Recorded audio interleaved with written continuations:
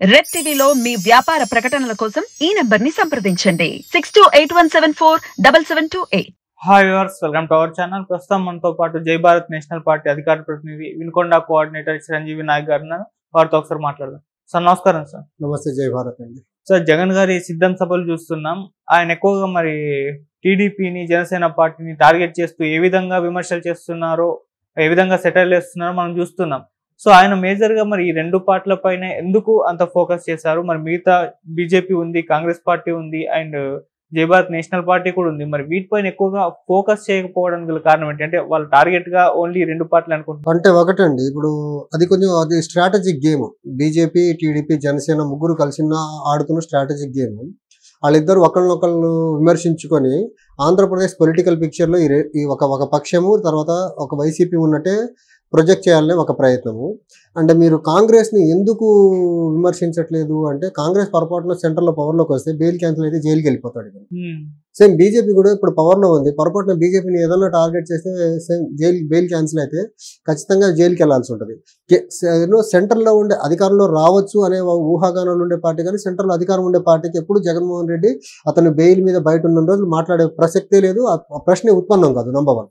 Number 2, ఇందాక నేను first లో చెప్పినట్టు, ఏదైతే వీళ్ళు రెండు పక్షాలు ఇక్కడ ఉన్నాయి, మూడో పక్షం ఉన్నది అని చూపిస్తే ప్రజలు మా గురించి ఆల్టర్నేట్ గా సీరియస్ గా ఎక్కడ ఆలోచించి వీళ్ళిద్దరిని దూరం జరిపి ప్రజలు మా వైపు జరుగుతారని ఒక భయాందోళన రెండు పక్షాల్లో ఉన్నాయి. టీడీపీలో ఉంది, తర్వాత వైసీపీలో ఉంది. ఒకటి, వీళ్ళు మా గురించి బహిరంగ వేదికల్లో ఒక మ్యానిపులేటెడ్ సంసిద్ధం అని ఒక మోసపూరితమైన నినాదాలతో జరుగుతున్న సభల్లో వీళ్ళు మా గురించి మాట్లాడనంత మాత్రాన వీళ్ళు మమ్మల్ని ప్రజల్లోకి వెళ్లకుండా అయితే అడ్డుకోలేరు కదా. మేము ప్రజల్లోకి వెళ్తున్నాం. మేమేంటో, మా భావాలు ఏంటో, మా ఆదర్శాలు ఏంటో, మేము ఆంధ్రప్రదేశ్కి ఏం చేయాలనుకుంటున్నాము, ప్రస్తుతం మేము ఆంధ్రప్రదేశ్ రాజకీయాల్లోకి ఇప్పుడు ఎందుకు వచ్చాము, ఇవన్నీ మేము ప్రజలకి డైరెక్ట్గా కమ్యూనికేట్ చేయగలుగుతున్నాం. వీళ్ళు చెప్పినా చెప్పకపోయినా మాకు మేముగా ఇంటరాక్ట్ అయ్యి మేము చెప్పుకుంటున్నాం కాబట్టి వీళ్ళు క్యాంపెయిన్ మాకు అవసరం లేదు. మా క్యాంపెయిన్ మేము చేసుకోగలం. ఒకటి. రెండోది, వీళ్ళు ఎంత నొక్కి పెట్టాలని ట్రై చేసినా సమాజంలో ఈ రెండు పక్షాల మీద ఉన్న వ్యతిరేకత ఒక సైలెంట్ ఓటింగ్ రూపంలో రేపు రాబోతుంది 2024 ఎన్నికల్లో.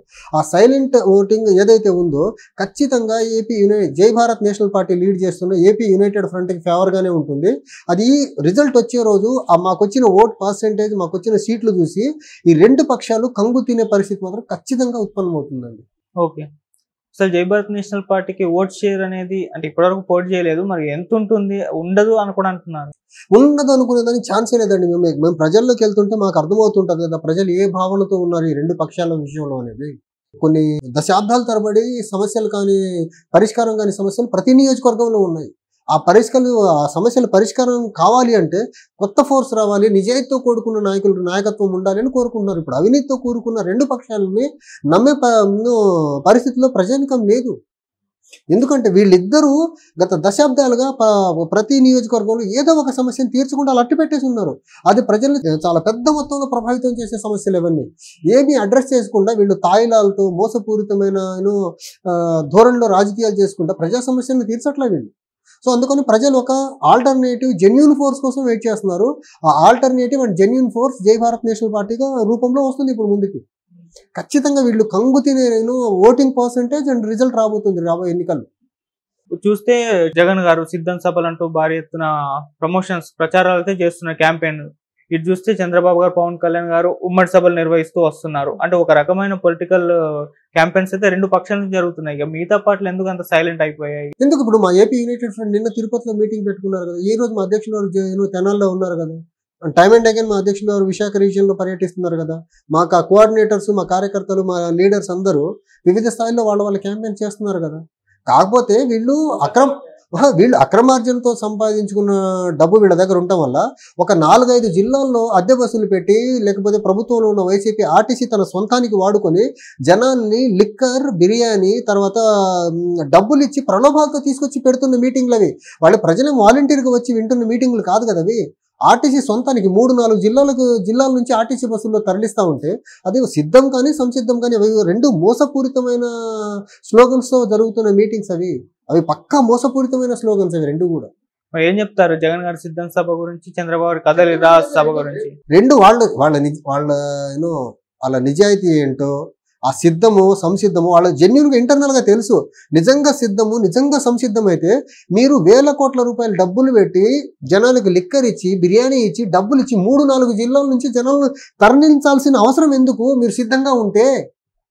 మీరు సిద్ధంగా లేరు కాబట్టి, మీరు జనాల్ని మోసం చేస్తున్నారు కాబట్టి 10 సంవత్సరాలుగా రకరకాల మ్యానిపులేటింగ్ మెథడ్లు, ఆఖరికి ఒక కిట్, ఆ కిట్లో మందు తర్వాత స్టఫ్ ఏదేదో ఇచ్చి ప్యాక్ రకరకాల ప్రలోభాలతో కూడుకుని జనాలను తీసుకొస్తున్నారు తప్ప జనాలు వీళ్ళ మీద ప్రేమతో వీళ్ళ మీద వాలంటీర్గా రావట్లేదు కదా. 3-4 జిల్లాలకు ఆర్టీసీ బస్సులను వాడుకుంటున్నారు కదా వీళ్ళు. సో మీ మోసపూరితమైన మీ కపట స్లోగన్స్ని జనాలు క్లియర్గా అర్థమవుతా ఉంది. అర్థం కాని పక్షంలో మేమున్నాం ఇక్కడ జనాలకు తెలియపరిచేదానికి. వీళ్ళు ఎలాంటి సిద్ధాలో ఎలాంటి సంసిద్ధాలు అనేది ఖచ్చితంగా రాబోయే ఎన్నికల్లో ఈ సిద్ధానికి సంసిద్ధానికి తగిన గుణపాఠం అయితే చెప్పబోతున్నామండి. మరి వచ్చే ఎలక్షన్స్ తర్వాత రిజల్ట్స్ ఏ విధంగా ఉంటుంది? అంటే వైసీపీ పార్టీకి ఒక నిశ్శబ్ద విప్లవం ఓటింగ్ రూపంలో రాబోతుంది. అది ఖచ్చితంగా జై భారత్ నేషనల్ పార్టీ లీడ్ చేస్తున్న ఏపీ యునైటెడ్ ఫ్రంట్ కి ఫేవర్ గానే ఉంటుంది. ఈ రెండు పక్షాలు ఊహించని రీతిలో రిజల్ట్ ఉండబోతుంది. ఎన్ని స్థానాల వరకు గెలవచ్చు అంటారు? స్థానాలు ఇప్పుడే చెప్పలేం కదండి. ఎన్నికలు జరగకుండా మనం స్థానాలు ఎలా చెప్పగలం? కానీ ఒకటైతే చెప్పగలను, సైజబుల్ నెంబర్ ఆఫ్ సీట్స్ వస్తాయి ఫ్రంట్కి, బెటర్ పర్సంటేజ్ ఆఫ్ ఓట్ వస్తుంది. ఖచ్చితంగా వీళ్ళు ఊహించందనికంటే చాలా మెనీ ఫోల్డ్స్ ఎక్కువ ఓటింగ్ అయితే మాకు కూటమికి రాబోతుందండి. Thank you so much. Thank you అండి. సార్, జగన్ గారి సిద్ధం సభలు చూస్తున్నాం. ఆయన ఎక్కువగా మరి టీడీపీని జనసేన పార్టీని టార్గెట్ చేస్తూ ఏ విధంగా విమర్శలు చేస్తున్నారో, ఏ విధంగా సెటిల్ చేస్తున్నారో మనం చూస్తున్నాం. సో ఆయన మేజర్ గా మరి ఈ రెండు పార్టీల పైన ఎందుకు అంత ఫోకస్ చేశారు? మరి మిగతా బీజేపీ ఉంది, కాంగ్రెస్ పార్టీ ఉంది, అండ్ జై భారత్ నేషనల్ పార్టీ కూడా ఉంది. మరి వీటిపైన ఎక్కువగా ఫోకస్ చేయకపోవడానికి గల కారణం ఏంటి? అంటే వాళ్ళు టార్గెట్ గా ఓన్లీ రెండు పార్టీలు అనుకుంటున్నారు. అంటే ఒకటండి, ఇప్పుడు అది strategic game. BJP, TDP, Janasena ముగ్గురు కలిసి ఆడుతున్న స్ట్రాటజిక్ గేమ్. వాళ్ళిద్దరు ఒకళ్ళనొకళ్ళు విమర్శించుకొని ఆంధ్రప్రదేశ్ పొలిటికల్ పిక్చర్లో ఈ ఒక పక్షము తర్వాత ఒక వైసీపీ ఉన్నట్టే ప్రొజెక్ట్ చేయాలనే ఒక ప్రయత్నము. అంటే మీరు కాంగ్రెస్ని ఎందుకు విమర్శించట్లేదు అంటే, కాంగ్రెస్ పొరపాటున సెంటర్లో పవర్లోకి వస్తే బెయిల్ క్యాన్సిల్ అయితే జైలుకి వెళ్ళిపోతాడు. సేమ్ బీజేపీ కూడా ఇప్పుడు పవర్లో ఉంది. పొరపాటున బీజేపీని ఏదైనా టార్గెట్ చేస్తే సేమ్ బెయిల్ క్యాన్సిల్ అయితే ఖచ్చితంగా జైలుకి వెళ్లాల్సి ఉంటుంది. సెంటర్లో ఉండే అధికారంలో రావచ్చు అనే ఊహాగానాలు ఉండే పార్టీ కానీ సెంటర్లో అధికారం ఉండే పార్టీకి ఎప్పుడు జగన్మోహన్ రెడ్డి అతను బెయిల్ మీద బయట ఉన్న రోజులు మాట్లాడే ప్రసక్తే లేదు. ఆ ప్రశ్నే ఉత్పన్నం కాదు. నంబర్ 1. నంబర్ 2, ఇందాక నేను ఫస్ట్లో చెప్పినట్టు ఏదైతే వీళ్ళు రెండు పక్షాలు ఇక్కడ ఉన్నాయి, మూడో పక్షం ఉన్నది అని చూపిస్తే ప్రజలు మా గురించి ఆల్టర్నేట్గా సీరియస్గా ఎక్కడ ఆలోచించి వీళ్ళిద్దరిని దూరం జరిపి ప్రజలు మా వైపు జరుగుతారని ఒక భయాందోళన రెండు పక్షాల్లో ఉన్నాయి. టీడీపీలో ఉంది, తర్వాత వైసీపీలో ఉంది. ఒకటి వీళ్ళు మా గురించి బహిరంగ వేదికల్లో ఒక మ్యానిపులేటెడ్ సిద్ధం సంసిద్ధం అని ఒక మోసపూరితమైన నినాదాలతో జరుగుతున్న సభల్లో వీళ్ళు మా గురించి మాట్లాడనంత మాత్రాన వీళ్ళు మమ్మల్ని ప్రజల్లోకి వెళ్లకుండా అయితే అడ్డుకోలేరు కదా. మేము ప్రజల్లోకి వెళ్తున్నాం. మేమేంటో, మా భావాలు ఏంటో, మా ఆదర్శాలు ఏంటో, మేము ఆంధ్రప్రదేశ్కి ఏం చేయాలనుకుంటున్నాము, ప్రస్తుతం మేము ఆంధ్రప్రదేశ్ రాజకీయాల్లోకి ఇప్పుడు ఎందుకు వచ్చాము, ఇవన్నీ మేము ప్రజలకి డైరెక్ట్గా కమ్యూనికేట్ చేయగలుగుతున్నాము. వీళ్ళు చెప్పినా చెప్పకపోయినా మాకు మేముగా ఇంటరాక్ట్ అయ్యి మేము చెప్పుకుంటున్నాం కాబట్టి వీళ్ళు క్యాంపెయిన్ మాకు అవసరం లేదు. మా క్యాంపెయిన్ మేము చేసుకోగలము. ఒకటి. రెండోది, వీళ్ళు ఎంత నొక్కి పెట్టాలని ట్రై చేసినా సమాజంలో ఈ రెండు పక్షాల మీద ఉన్న వ్యతిరేకత ఒక సైలెంట్ ఓటింగ్ రూపంలో రేపు రాబోతుంది 2024 ఎన్నికల్లో. ఆ సైలెంట్ ఓటింగ్ ఏదైతే ఉందో ఖచ్చితంగా జై భారత్ నేషనల్ పార్టీ లీడ్ చేస్తున్న ఏపీ యునైటెడ్ ఫ్రంట్కి ఫేవర్గానే ఉంటుంది. అది రిజల్ట్ వచ్చే రోజు మాకు వచ్చిన ఓట్ పర్సెంటేజ్, మాకు వచ్చిన సీట్లు చూసి ఈ రెండు పక్షాలు కంగు తినే పరిస్థితి మాత్రం ఖచ్చితంగా ఉత్పన్నమవుతుందండి. ఓకే. అసలు జై భారత్ నేషనల్ పార్టీకి ఓట్ షేర్ అనేది అంటే ఇప్పటివరకు పోటీ చేయలేదు, మరి ఎంత ఉంటుంది? ఉండదు అని కూడా అంటున్నారు. ఉండదు అనుకునేదానికి ఛాన్సే లేదండి. మేము ప్రజల్లోకి వెళ్తుంటే మాకు అర్థమవుతుంటుంది కదా ప్రజలు ఏ భావనతో ఉన్నారు ఈ రెండు పక్షాల విషయంలో అనేది. కొన్ని దశాబ్దాల తరబడి సమస్యలు కానీ పరిష్కారం కాని సమస్యలు ప్రతి నియోజకవర్గంలో ఉన్నాయి.